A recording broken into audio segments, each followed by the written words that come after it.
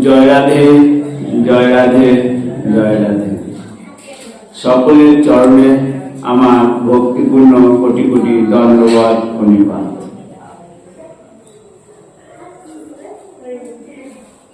শ্রী রূপ গোস্বামী ভক্তি রসামৃত সিন্ধুতে বলছেন, ভক্তি কাকে বলব? অন্য অভিলাষিতা শূন্য।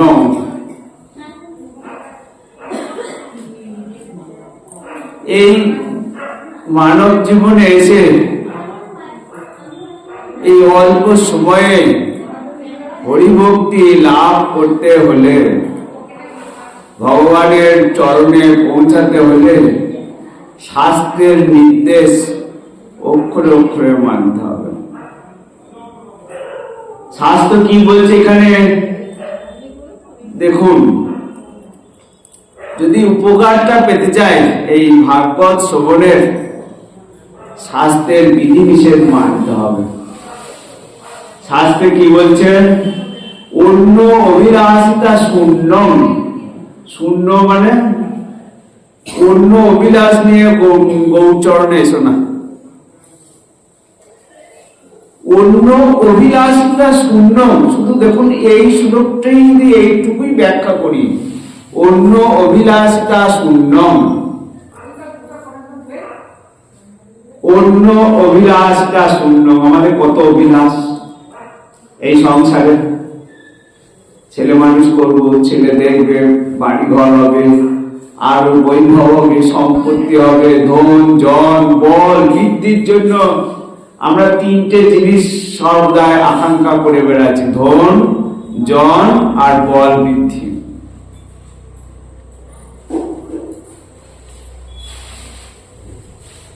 কিন্তু শাস্ত্র কি বলছে? ভক্তির লক্ষণ হচ্ছে অন্য অভিলাষটা শূন্য। তাহলে কি অভিলাষ করব? কোন রকম অভিলাষ থাকবে না। এই পাঠে এসেছি কেন? শাস্ত্রের কথা হচ্ছে কৃষ্ণকে সুখী করার জন্য। শুধুমাত্র ভগবান গৌরী সুখী হবে তাই পাঠ শ্রবণ কীর্তন করতে এসেছে।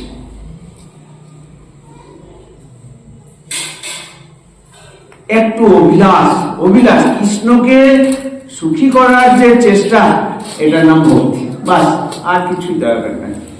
কৃষ্ণকে সুখী করার চেষ্টার নাম হলো ভক্তি। সহজ ভাষায় আমি যদি আমাকে সুখী করতে চাই, সংসারকে সুখী করতে চাই, জনগণকে সুখী করতে চাই, লোকের মনোরঞ্জনের জন্য পাঠ করতে আসি, তাহলে সেটা ভক্তি নয়। সহজ। ভগবানের চরণে যখন অর্জুন শরণাগত হলেন, ভগবান নিজেই তার যে গুপ্ত বিষয় সমস্ত অর্জুনের কাছে বললেন। জয় রাধে। গীতার 7ম অধ্যায়ে নাম হলো জ্ঞান বিজ্ঞান যোগ। বলছেন, ময়া আসক্ত মনা পার্থ যোগং যুঞ্জন মদাশ্রয় অসংশয়ং সমগ্রং মাম যথা জ্ঞাস্যসি তৎসিনু। এই অধ্যায়ের নাম হচ্ছে জ্ঞান আর বিজ্ঞান যোগ। জ্ঞান বিজ্ঞান যোগ। যোগ মানেটা কি? যোগ মানে ভগবানের সাথে জুড়ে থাকা। বাস, দিবানিশি সর্বদাই আপনি যদি চিত্ত তার চরণে আকৃষ্ট হয়ে থাকে, তাহলে আলাদা করে যোগে বসার দরকার নাই। শাস্ত্রে শ্রী ভগবান বলছেন, হে পার্থ, আমাতে আসক্ত চিত্ত, আমাকে আসক্ত চিত্ত। আসক্ত মানে বলছেন মন আসক্ত হয়েছে, মানে তার মন আমাতে নিবিষ্ট হয়েছে, আমাকে আলাদা করে স্মরণ করার প্রয়োজন হয় না। যদি কারোর সন্তানের প্রতি আসক্ত চিত্ত থাকে, তাহলে আলাদা করে কি সন্তানকে এবার স্মরণ করতে বসি, ছেলের নাম জপ করি করতে হয় তাকে? সর্বদাই রান্না করছে বা পিতা কাজে যাচ্ছে, ছেলের কথা সর্বদাই মনে থাকছে। বলছি যখন চিত্ত নিবিষ্ট হয়ে থাকবে তার আর আলাদা করে স্মরণ করার প্রয়োজন নাই। তখন দেখুন এই সংসারে আজ পর্যন্ত কেউ সুখী হতে পারে নাই। আজ পর্যন্ত না কেউ সংসারের মানুষের মন সন্তুষ্ট করে গৌরচরণ ভুলে সুখী হয়েছে। এবং সংসারে যারা গৌরকে ভুলে সংসারে জীবন প্রাপ্ত করেছে তারা শেষ জীবনে সংসারই অবহেলিত হয়েছে। উদাহরণ দেখুন সংসারে অবহেলা, যে ছেলে মেয়ের জন্য সংসারের গৌরচরণে আসে নাই, কি যে আমার সময় নেই, আমার ছেলে মানুষ করতে হবে, সংসার করতে হবে, টাকা উপার্জন করতে হবে, আমার সময় নেই। শেষ জীবনে গিয়ে সেই যাদের জন্য সর্বস্ব দান করে জীবন পরিপাত করে দিল, শেষকালে শুধু অবহেলা অবহেলা অবহেলা অবহেলা। তাই ভগবান বলছেন তুমি সময় থাকতে থাকতে আমাকে আসক্ত চিত্ত হয়ে যাও। বাস দেখুন আমাদের এই অল্প সময় যদি লাভ নিতে হয়, লোকে বলে যে আমি যে ভগবত কর্ম করছি না সব পুরাই ভগবানের ইচ্ছা। কথা বলেন না প্লিজ, যাও। লোকে বলে যে ভগবত ইচ্ছাই তাহলে। এখন প্রশ্ন হচ্ছে ভগবান কাউকে সুবুদ্ধি দেবে কাউকে কুবুদ্ধি দেবে, এটা ভগবান পক্ষপাত করতে পারে? আপনি ভাবুন তো। ভগবান তো চায় সকলেই তাদেরকে ফিরে আসবে, তাহলে আপনাকে কুবুদ্ধি দেবে আর একজনকে সুবুদ্ধি দেবে, ভগবান এরকম পক্ষপাত দুষ্ট? তিনি চাইছেন বলেই তো বারবার নেমে আসেন, তিনি চাইছেন বলেই পার্শ্বদ সহ নেমে আসেন, তিনি চাইছেন সবাই যাতে ফিরে যায়, সেই জন্য শাস্ত্র হিসাবে এসেছেন। তিনি চাইছেন যেন আমরা এই দুঃখালয় থেকে ফিরে গিয়ে তার চরণে পৌঁছাই যেখানে ছিলাম। অরিজিনাল একটা দেহ ছিল, যে দেহ থেকে হরি ভজন করা সম্ভব। জয় রাধে। ময়া আসক্ত মনা বলছে তুমি একটাই কাজ করো, আমাকে আসক্ত চিত্ত হয়ে যাও, তোমাকে আর কিছু করতে হবে না। বলছে ময়া আসক্ত মনা, আসক্ত চিত্ত মানে সর্বদাই তার চিন্তনে আলাদা করে তার আর অর্চনা করার প্রয়োজন হয় না।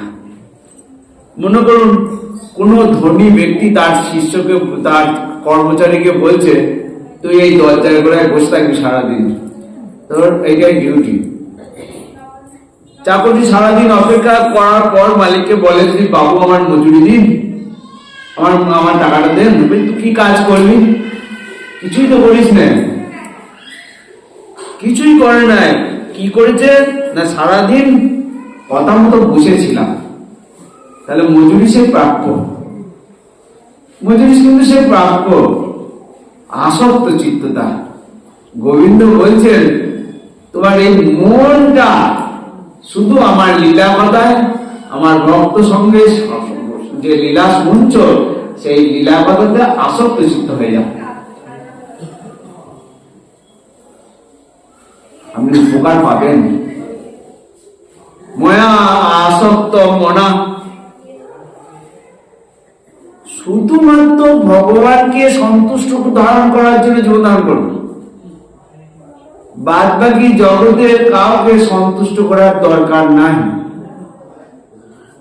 কারণ যাদেরকে সন্তুষ্ট করার জন্য ভগবান থেকে দূরে সরে যাচ্ছেন, তাদের চরণে এক ফোঁটা যদি ভুল হয়, এক ফোঁটা, সে আগেকার কেউ মনে রাখবে না। আগে যে আপনি এত করেছেন সব ভুলে যাবেন। কিন্তু গোবিন্দ আপনার একটু চোখের জল, একটু ভালোবাসা, একটু আসক্ত চিত্ততা আপনাকে মহাভয় থেকে উদ্ধার করবে। ভগবান বলছেন আপনি যদি আসক্ত চিত্ত হন কি জানতে পারবেন?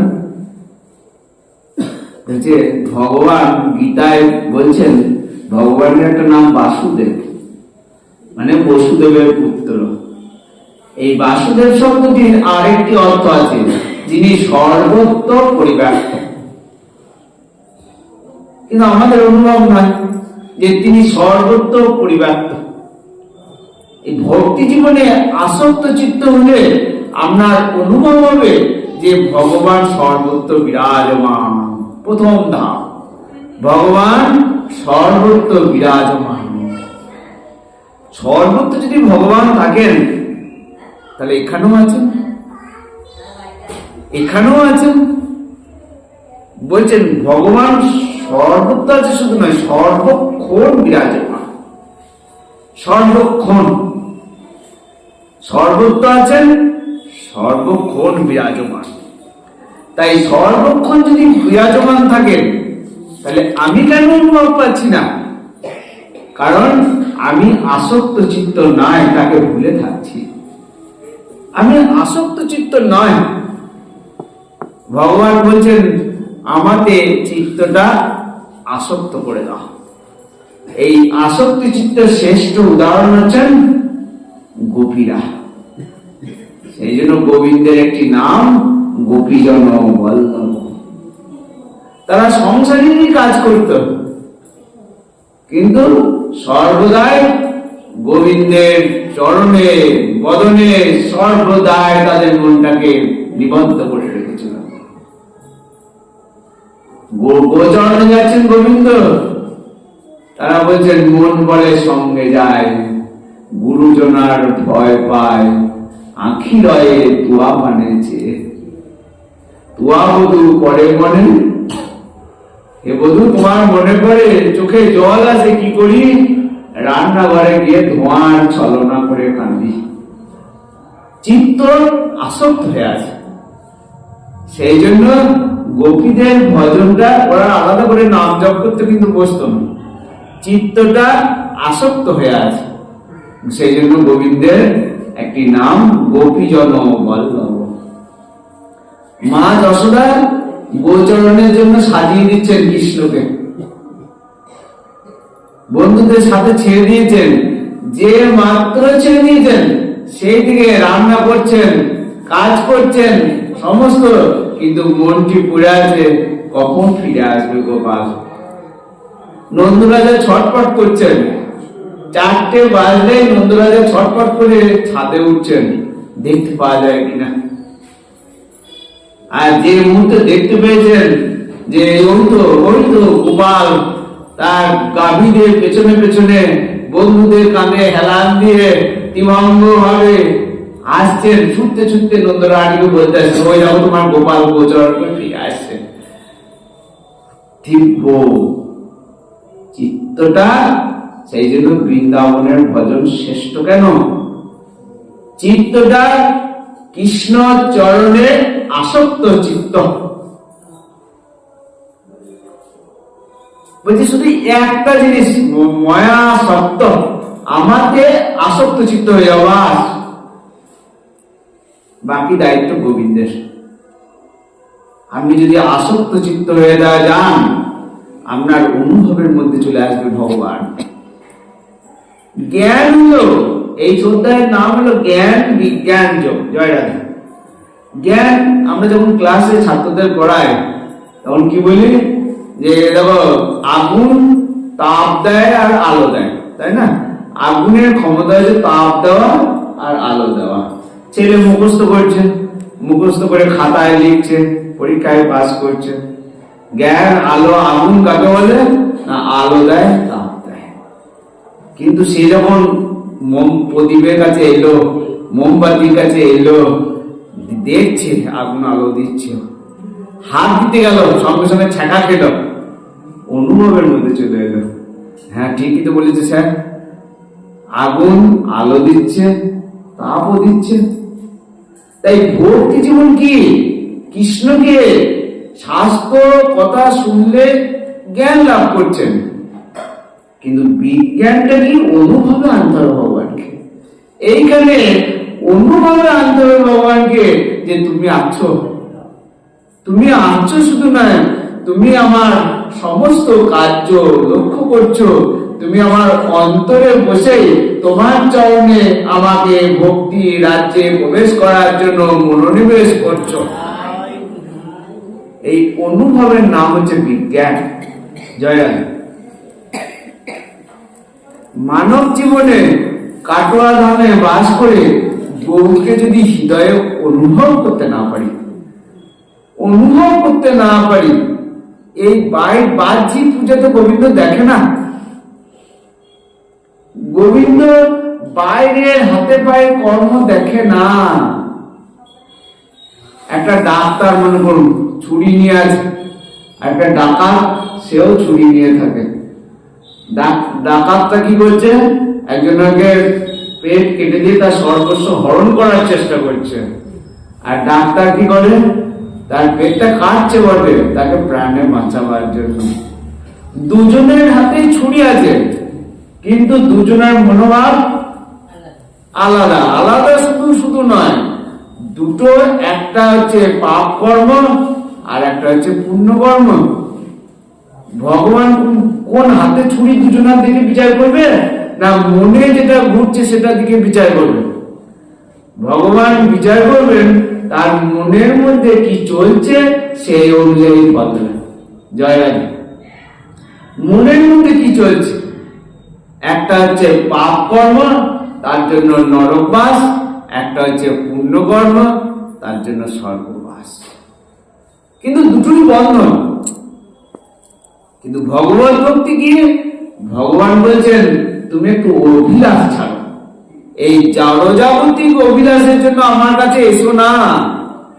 বৃন্দাবনের মদন মোহনকে দর্শন করতে গিয়ে, বাঁকে বিহারীকে দর্শন করতে যাচ্ছে, সাধুরা বলছে তোমার যদি সখাদের সাথে মিলেমিশে স্বামী স্ত্রী সংসার নিয়ে সুখের বাসনা থাকে, তাহলে মদন মোহনকে দর্শন করতে এসো না, তোমার সংসার ভুলিয়ে দেবে। প্রকৃতপক্ষে এই জড়জাগতিক অভিলাষ পূরণ করার জন্য গোবিন্দের খুব একটা প্রয়োজন আছে? তাহলে নাস্তিকরা এত সম্পদশালী হয়? আপনি ভাবুন, যারা নাস্তিক তাদের পয়সা কত, ধন জন বল কত। ভগবান যে যেমন কর্ম করবেন সেরকম ফল দেবে এই সংসারে। জড়জাগতিক কর্মের ফল হচ্ছে সুখ, কখনো সুখ ভোগ করা, কখনো দুঃখ ভোগ করা, বাস। জড়জাগতিক ফল, কর্মের ফল হচ্ছে কখনো সুখ ভোগ করা, কখনো দুঃখ ভোগ করা। এই চলবে, এই অনন্ত কাল ধরে চলছে। কখনো একটু সুখের আশা, কখনো একটু দুঃখ, কখনো একটু গেল রং। কিন্তু ভক্তি জীবন শাস্ত্র বারবার পরিষ্কার করে দিচ্ছেন, অন্য অভিলাষিতা শূন্য জ্ঞান কর্মাদ্য অনাবৃতম। তুমি এই গৌচরণে কোনো এই জড়জাগতিক অভিলাষ নিয়ে এসো না। বাস কেন এসেছ? কৃষ্ণ সুখী হবে তাই এসেছ। এইটিকে বলা হচ্ছে ভক্তি রাজ্যে প্রবেশের অধিকার। দেখুন আমরা কোথায় পিছিয়ে আছি। অন্য অভিলাষিতা শূন্য, আসক্ত চিত্ততা। ভগবান বলছেন, অর্জুন তুমি যদি আমাদের আসক্ত চিত্ত হও এবং শরণাগত হও, তাহলে তোমাকে আমি সমগ্র রূপে আমাকে জানতে পারবে। ভাবুন একবার, দুটো জিনিস, আসক্ত চিত্ততা আর শরণাগতি। সমগ্র রূপে মানে আরে কৃষ্ণের ধাম জানতে পারবেন, কৃষ্ণকে শুধু নয়, কৃষ্ণের ভক্ত জানতে পারবেন, তার লীলা জানতে পারবেন, তার পরিকর জানতে পারবেন, তাকে কিভাবে পাওয়া যায় জানতে পারবেন। সমস্ত কিছু ভগবান বলছে তোমাকে আমি জানিয়ে যাব। কি তুমি দুটো, তার আগে দুটো কথা বলেছেন, একটা হচ্ছে আসক্ত চিত্ত হও আর শরণাগত হও। 100% শরণাগত মদাশ্রয়। মদাশ্রয় এই কথাটি শুনতে এইটুকু, কিন্তু বিরাট কথা রয়েছে। মানে মদ মানে আমার, সে শুধু আমার আশ্রয় থাকবে, সে শুধু আমার ভক্ত কি করবে, সে শুধু আমাকে আমার আশাতেই থাকবে, আমার ভরসাতেই থাকবে, আমাকেই সে সহায়ক মনে করবে, আমি তার আশা ভরসা সাহায্যকারী। সেই জন্য প্রকৃত ভক্তের বন্ধু থাকে না, এই জড়জাগতিক বন্ধু থাকে না, থাকতে পারে না। বলছেন আমাদের স্বভাবই হচ্ছে কাউকে আশ্রয় করা। যেমন আমরা ঝড় বৃষ্টি হলে বাড়ির আশ্রয় নেই, ছোটবেলায় মায়েরা মা বাবার আশ্রয়ে থাকি,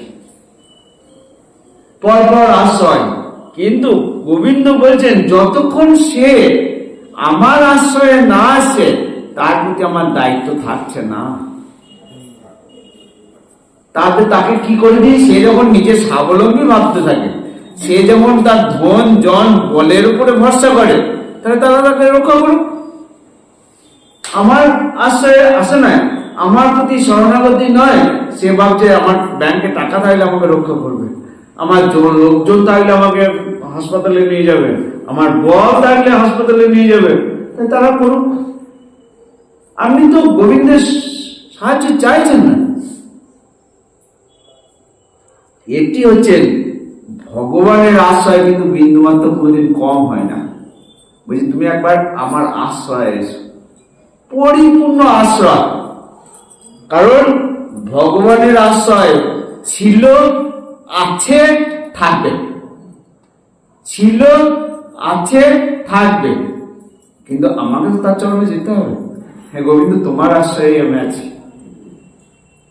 ছেলে দেখবে না দেখবে আমি চিন্তা করার দরকার না। একজন কৃষ্ণ ভক্তের যে পুত্র বড় হয়ে দেখবে কিনা আমার দেখার দরকার না। আমার কর্তব্য পুত্রকে লেখাপড়া শিখে প্রতিবার যতক্ষণ না বড় হচ্ছে দায়িত্ব, পিতা মাতার সেবা করা। কে করবে তার ভরসায়। একজন কৃষ্ণ ভক্ত সর্বদাই মনে করবে যে গোবিন্দ আমাকে যেমন রাখবে সেটাই আমার প্রকৃত আশ্রয়। জয় রাধা। ভাব, এটাকে বলছে ভাব, মদাশ্রয়। ভগবান বলছেন তুমি যদি আসক্ত, অর্থাৎ তুমি যদি ভাবতে থাকো সর্বদাই যে কৃষ্ণ আমার, গোপীরা ভাবতো কৃষ্ণ আমার, মা যশোদা ভাবতো কৃষ্ণ আমার, নন্দরাজা ভাবতো কৃষ্ণ আমার, বৃন্দাবনের গাভীরা ভাবতো কৃষ্ণ আমার, সকলেই আমার বোধ। বুঝে যারা আমাকে আমার বোধ করেন আমি তো তাদের ফেলতে পারি না। প্রকৃতপক্ষে ভগবান যে বিজ্ঞান বলেছেন গীতায় যে যথা মাম উপদ্যন্তে, যতটা আমার আশ্রয় থাকে ততটা আমি কৃপা করি। জড়জাগতিক কর্ম দেখুন, বুঝুন, জগতে এত হরিনাম হচ্ছে কিন্তু সংসারে সেই রকম মঙ্গল হচ্ছে না। কেন হচ্ছে না একটু ভাবতে হবে।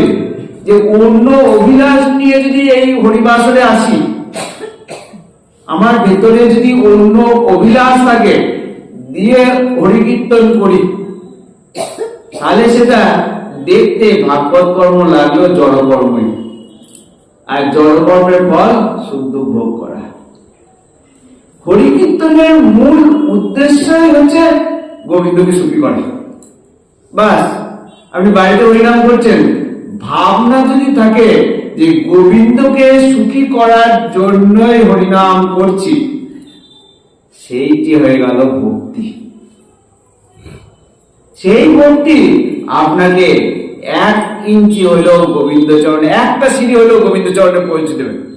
কিছুক্ষণের জন্য যদি ভাবতে পারেন আমি কৃষ্ণকে সুখী করার জন্যই এই হরিনাম করছি, কৃষ্ণকে সুখী করার জন্যই। কারণ জীবের দেহের ধর্ম হচ্ছে, জীবাত্মার ধর্মই হচ্ছে পরমাত্মাকে সুখী করা। যেমন অঙ্গ, দেহের একটা হাত, এই যেমন হাতটা হচ্ছে দেহের অঙ্গ। হাত কি নিজে খায়? হাত খাবারটা নিয়ে মুখে তোলে, মুখে তুললে সমস্ত দেহটা দেখুন পরিপুষ্ট হয়ে যাচ্ছে। আবার এই ডান হাত তেমন করে ভেঙে গিয়েছে, ডান হাত ভেঙে গেছে বলে বাঁ হাতে, ডান হাতে সব কর্ম করছে বলে বাঁ হাত কি ডান হাতের উপর হিংসা করে যে তোর ভাই সব করে দিচ্ছি, সব তোর কাজ সব আমি করে দিচ্ছি, তোর ভালো লেগে আমাকে করবি উপকার, তা বলে? কেন বলে না? অঙ্গের কাজ হচ্ছে তার পূর্ণাঙ্গের সেবা করা। তেমনি জীবাত্মার কাজ হচ্ছে, আমরা যে জীবাত্মা, তার কাজ হচ্ছে কেবল মাত্র পরমাত্মাকে সুখী করা, বাস। তিনি সুখী হন কিসের? তার লীলা কথা শ্রবণে, তার নাম ভজনে, তাতে চিত্ত আকৃষ্ট হয়ে থাকবে। দীপানিশি হিয়া জলে চূড়াইতে না কইল উপায়, ব্রজেন্দ্র নন্দন যেই শচী সুত হইল সে, বলরাম হইল নিতাই। তুমি একটু মদাশ্রয় হয়ে যাও, অন্য অভিলাষ নিয়ে। দেখুন, এই জড়জগতে যদি অন্য অভিলাষ থাকে, দেবতাদের কাছে যেতে বলছে। সেই জন্য যেখানেই দেখবেন অন্য দেবতার উপাসনা আছে, সেটা সব জাগ্রত হয়ে যাবে। কেন? ভগবানই ওই ঠিক আছে, ওর বাসনা আছে, ওইখানে যাও, ওর সব মিটিয়ে দেবে, ভগবান দিতে বলছেন। কিন্তু কৃষ্ণচরণে জড়জাগতিক অভিলাষ নিয়ে এসো না। ভাগবতে বর্ণনা আছে যে যদি তোমার অন্য বাসনা না থাকে, তাহলে গৌরচরণে এসো। দেখুন একবার সেই শ্লোকগুলো বাদ দিয়ে চলে এসে, কোন বাসনা যদি না থাকে, তাহলে গৌরচরণে, কৃষ্ণচরণে এসো। আর তোমার যদি বাসনা থাকে, সেই বাসনা অনুযায়ী, যেমন সেই রকম দেবতার কাছে যাও, সে লিস্ট দেওয়া আছে ভাগবতে, যে কোন ইচ্ছা থাকলে, যেমন ঐশ্বর্য লাভের জন্য দুর্গার কাছে যেতে বলছে। তোমার যদি ওই জড়জাগতিক ঐশ্বর্য যাও, তাহলে দুর্গা পুজো করো। তোমার যদি কামের প্রাধান্য থাকে, ইন্দ্রের পূজা করো। এইরকম করে সমস্ত দেবদেবীর ভাগ আছে। শেষে বলছে তোমার যদি কোনো জড়জাগতিক বাসনা না থাকে, তাহলে গৌরচরণে এসো।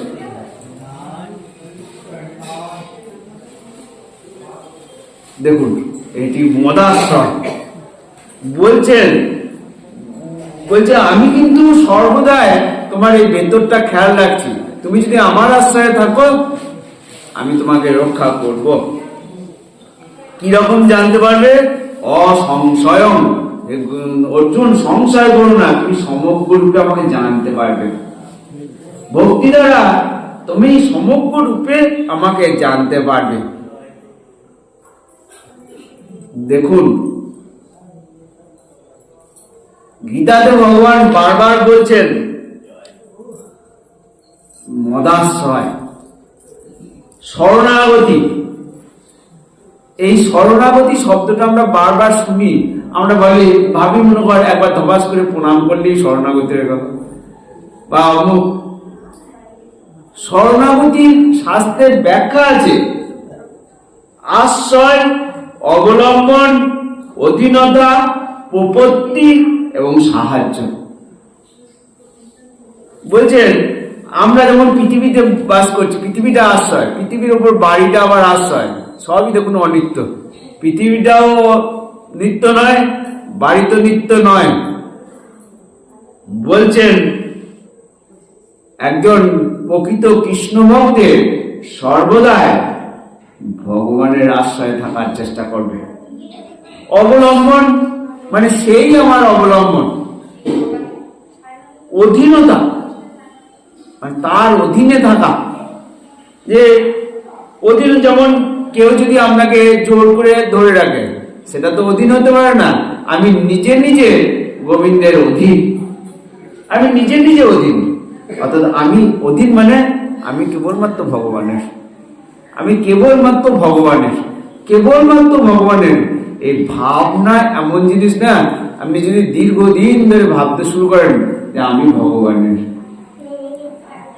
সংসার কথাটা আমি আগের দিন ভাবছিলাম, সংসার কথাটা যে দুটো জিনিস আছে, একটা হচ্ছে সং, একটা হচ্ছে সার। সং মানে বহুরূপী, সং সাজক, সং সাজক আর সার খোঁজক। এই সংসারে সং কি, যে আমি কারোর পিতা, কারোর মাতা, কারোর বোন, ভগ্নী সাজক, সেই কর্তব্য করো। কিন্তু সার বস্তুটা যে গোবিন্দচরণ, সে তার জন্য চিন্তন শুরু করে দাও। কি চিন্তন? দেখুন, চিন্তন একটাই, পরীক্ষিত মহারাজ শেষের 7 দিন শুনতে এসেছিল, আমার বেশি দিন নাই। কাল বড় বলবান, যে কোনো মুহূর্তে নিয়ে চলে যেতে পারে। কাল বড় বলবান, আমার আর হরিভজনের সময় পাবো না। হে গোবিন্দ, অনেক সময় নষ্ট করেছি, আজ থেকে তোমাকে সুখী করার জন্যই আমি হরিনাম করব, তোমাকে সুখী করার জন্য। বলছেন প্রপত্তি, প্রপত্তি মানে হচ্ছে একদম, এই জন্য দণ্ডবত প্রণামের কথা বলা হয়। কেন? যে আমার মন প্রাণ প্রণামের অনেক বিধি আছে, সেই জন্য তারপরেও দণ্ডবত, শুধু মহিলাদের জন্য দণ্ডবত বলা হয় না, পুরুষদের জন্য দণ্ডবত। সংসারে সর্বতভাবে দণ্ডবত পরিণতি কখন? যে সংসারে সর্বতভাবে নিরাশ হয়ে ভগবানের চরণে পতিত হওয়াকে বলে প্রপত্তি। একবার দবাস করে প্রণাম করলাম, এটা প্রপত্তি নয়।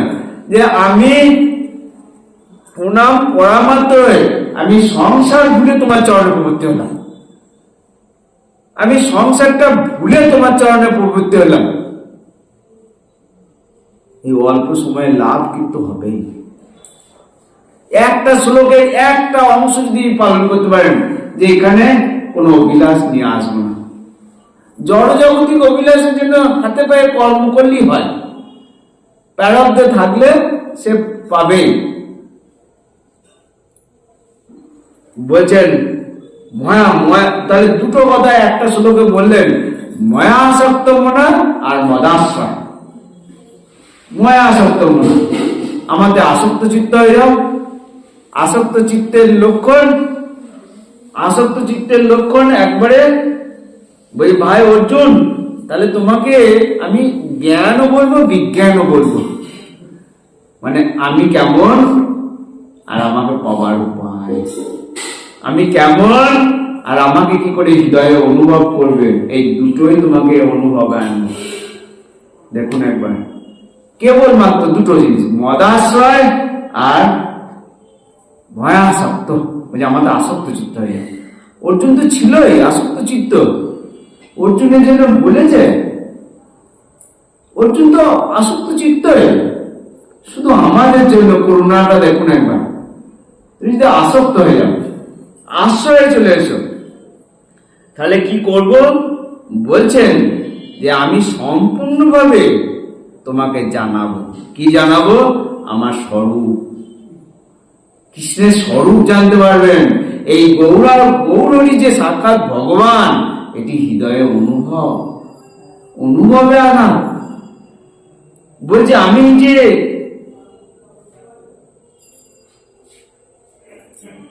এটি হচ্ছে সমগ্রভাবে জানা, অনুভবে আনা। বহু ভক্ত শুধুমাত্র অন্য অভিলাষ না নিয়ে আসক্ত চিত্ত হয়ে গোবিন্দকে এই জীবনে হৃদয়ে অনুভব করেছে। অনুভব, আপনি যেদিন থেকে অনুভব করতে পারবেন না, সেই দিন থেকে ভয় দূরীভূত হয়ে যাবে। আমার আর যখনই আশ্রয় আসবেন তখনই ভয় দূরীভূত হয়ে যাবে। প্রথম লক্ষণ, আপনি ভয় করছেন মানে আশ্রয় আসেন না। আপনি ভয় করছেন কোনো ব্যাপারে, তাই তো ছেলেটা এখন বাড়ি ফিরল না, তাই তো ওকে টাকা দিয়েছি, ফেরত দেবে কিনা কে জানে।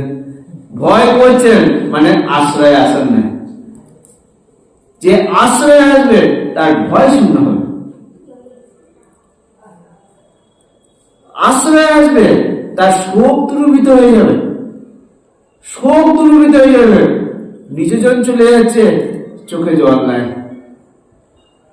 আমার দাদুকে দেখেছিলাম, ঠাকুমা দেহ রাখছেন, দাদু কীর্তন করেছে কেন?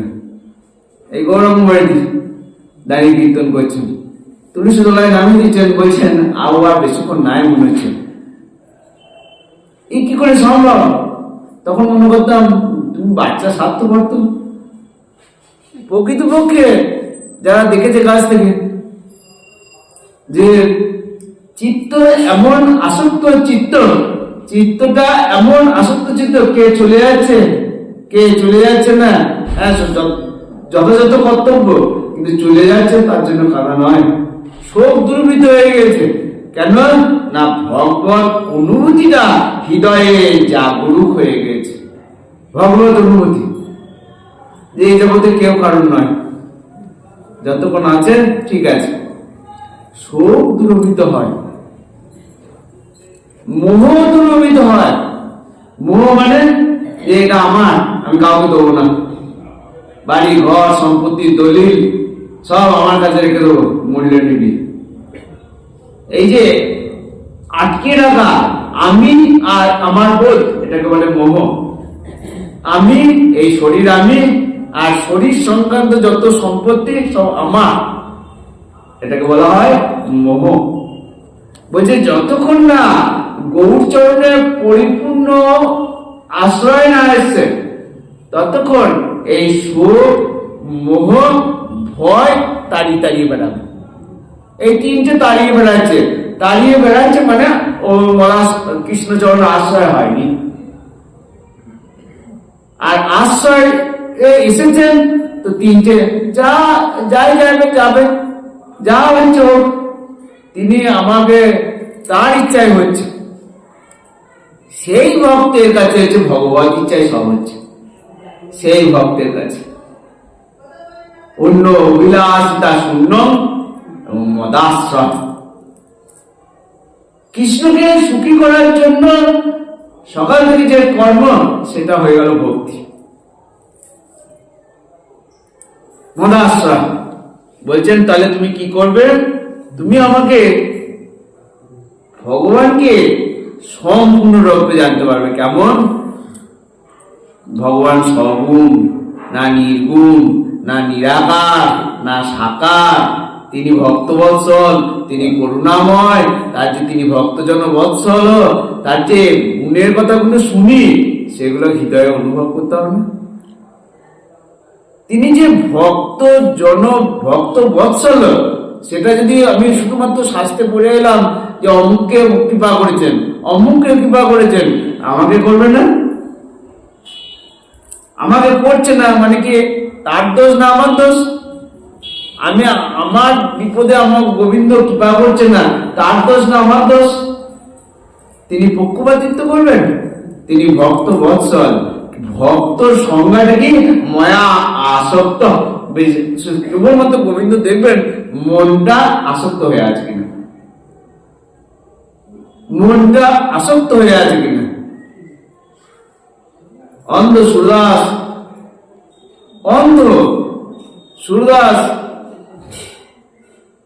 অন্ধ অবস্থাতে দেখতে আসছেন ভগবানকে।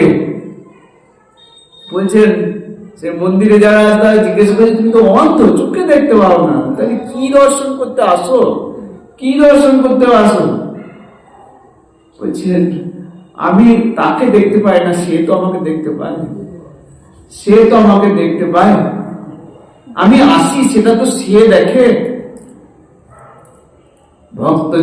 ভক্তের শুধুমাত্র গোবিন্দকে সুখ দেওয়া ছাড়া কোনো কর্ম নাই। গোবিন্দকে সুখ দেওয়ার জন্য যে কর্মটিকে করবেন, সেই কর্মটি অক্ষয় রূপে আপনাকে ফল দান করবে। আর জড়জগতিক কর্ম বন্ধনের কারণ। গোবিন্দকে সুখী ছাড়া অন্য যে কর্ম করবেন সেটা আপনাকে বন্ধন দশা দেবে। বন্ধন দশার কাজ কি? কবু স্বর্গে ওঠায়, কবু নরকে ডোবায়। কখনো সুখে ভেসে যাবেন, কখনো দুঃখে ভারাক্রান্ত হয়ে যাবেন। ভগবান বলছেন তুমি যদি দুটো জিনিস করো, মায়া আসক্ত হয়ে যাও আর আমার আশ্রয়ে চলে আসো, অর্থাৎ অন্য কোনো জায়গায় তাবিজ কবজ ইত্যাদিতে যাচ্ছ না, শুধুমাত্র আমার ভরসাতেই আছো। রাখে হরি মারে কে, এইটি কথার কথা নয়, এই অভ্যাসটিতে বলছেন তুমি শুধু তোমাকে রক্ষা করবো না, আমাকে জানতে পারবে। কেমন করে? বিজ্ঞান সহ, হৃদয়ে আমাকে অনুভব করবে, দিবারাত্রি হৃদয়ে অনুভব করবেন কৃষ্ণের করুণা। এটি হচ্ছে বিজ্ঞান। জ্ঞান অনেকে পড়ে জানতে পারবে, শাস্ত্র অনেকেই গীতা পড়ছে, গীতা পড়লে ভগবানকে অনুভব হবে এমন কোনো গ্যারান্টি নেই। যতক্ষণ না ভক্তিরা সে প্রবেশ না করবে ততক্ষণ ভগবানকে অনুভব হবে। গীতার শ্লোক মুখস্থ করতে পারতে হবে, অনেক শ্লোক, অনেকে দেখবেন শ্লোক মুখস্থ করে জয় করে বলছে, কিন্তু তাতে কিছু যায় আসে না। হৃদয়ে অনুভব। চৈতন্য চৈতামৃতে আছে দেখবেন, মধ্যলীলায় বোধহয় নবম অধ্যায় বোধহয়, যে গৌরী দক্ষিণ ভারত গিয়েছেন আর একটা ব্রাহ্মণ অশুদ্ধ গীতা পড়ছে, অশুদ্ধ, ঠিকঠাক ভুলভাল পড়ছে আর চোখের জলে ভাসছে। সবাই বলছে তুমি কি গীতা পড়ে, সব উপহাস করে। মহাপ্রভু কাছে গিয়ে বলছেন তুমি যে গীতা পড়ছো কি কি বুঝতে পারছো? শুধু প্রথম পাতাটাই খুলে রেখেছেন, বলছেন আমি এই প্রথম পাতাতে দেখি আর আর ভেতরের পাতা খুলতে পারি না। কেন? বলছে সাক্ষাৎ ভগবান কিনা রথের সারথি হয়েছেন আর তার ভক্তকে ভেতরে বসিয়েছেন। আগে আঘাত লাগুক আমার হাতে, আমার গায়ে আঘাত লাগবে। ভক্তকে রক্ষা করার জন্য যে কৃষ্ণের ব্যাকুলতা, গীতার আর তো কোনো শ্লোক পড়তে হবে না। গীতার যে প্রথম পদে যে ছবিটা আছে, রথের ভেতরে বসে আছে অর্জুন, আর রথের সামনে স্বয়ং ভগবান সেই রথের সারথি হয়েছেন, সারথি হয়েছেন। ভীষ্ম যখন দেহ রাখছেন, সরসজ্জায় শুয়ে আছেন, ভেতরে প্রার্থনা করছেন, হে গোবিন্দ তোমার এই ভক্তকে রক্ষা করার জন্য যে ব্যাঘ্র মূর্তিটা, ধুলো দূষিত মূর্তি, এই মূর্তিটা আমার হৃদয়ে বসিল। ভক্তকে রক্ষা করার জন্য তোমার এত ব্যাকুলতা। অর্জুন শ্রেষ্ঠ ভক্ত, অর্জুনকে রক্ষা করার জন্য, পঞ্চ পাণ্ডব মা কুন্তিকে রক্ষা করার জন্য, কিন্তু তাদের কি বিপদ আসে নাই বলুন তো? রামায়ণে মহাভারতে আমরা দেখতে পাই সর্বসময় মা কুন্তির 5 ছেলে স্বামী হারায়, বিপদের, তবু কৃষ্ণের চরণ এক বিন্দুর জন্য শরণাগত ছাড়ে নাই। জগৎকে ওই লীলাটি দেখিয়েছেন যে তুমি যে কোনো পরিস্থিতিতে আমার উপরে শরণাগত থাকলে তোমাকে আমি রক্ষা করব রথের সারথি হয়ে। তাই আসুন আমরা কৃষ্ণ কথা শুনতে আসবো শুধুমাত্র কৃষ্ণকে সুখী করার জন্যই। এই গীতার সপ্তম অধ্যায়ে জ্ঞান বিজ্ঞান যুগে প্রথম শ্লোকের দুটো কথা মাত্র, ময়া আসক্ত মনা পার্থ যোগং যুঞ্জন মদাশ্রয় অসংশয়। তুমি কোনো সংশয় করো না, এটা নিশ্চিত কি সমগ্রম, আমাকে সম্পূর্ণরূপে জানতে পারবে। যথা ব্যাস্যসি তৎ শ্রেণু। দেখুন একবার ভগবত কথা, এরপর আস্তে আস্তে গোবিন্দ বলতে থাকবেন যে সুতোয় যেমন মণিগুলো গাঁথা থাকে, তেমনি এই জগৎ আমাদের গাঁথা আছে, আমাদের গাঁথা আছে। বহু নাম জন্মান্তে জ্ঞানবান বলতে বলছে আমি এত বলছি, কিন্তু কোন এক জ্ঞানবান ব্যক্তি আমার চরণে শরণাগত হবে। তারা আবার অনেক অনেক হলে, আমি এত বলছি, কিন্তু শরণাগত কেউ অনেক নাম যা শরণাগত হয়ে আমাকে খুশি করার জন্য যদি একজন করে, সেই একজনই গোবিন্দের ভক্ত, পরিপূর্ণ ভক্ত। সেখান থেকেই বৈকুণ্ঠে গোবিন্দ চরণে যেখানে ছিল সেখানে ফিরে যাওয়ার সুযোগ রয়ে থাকে।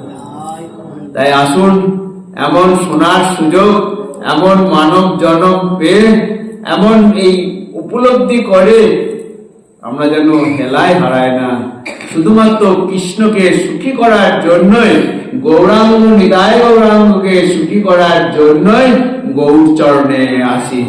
জয় রাধে, জয় রাধে, জয় রাধে। সকলের চরণে